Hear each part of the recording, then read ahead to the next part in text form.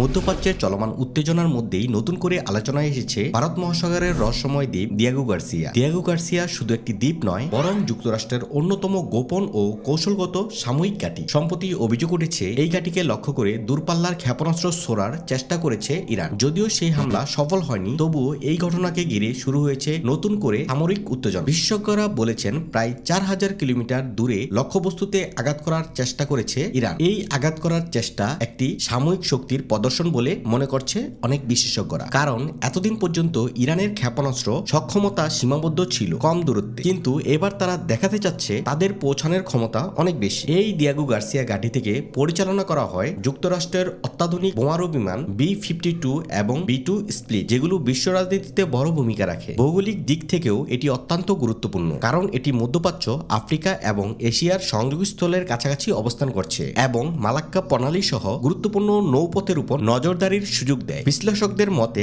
ইরানের এই পদক্ষেপ শুধু হামলার চেষ্টা নয়, এটি সরাসরি একটি রাজনৈতিক ও সামরিক বার্তা, যার মাধ্যমে তারা জানাতে চেয়েছে আঘাত যদি বাড়ে তবে তাদের পাল্টা জবাবও হবে আরও শক্তিশালী।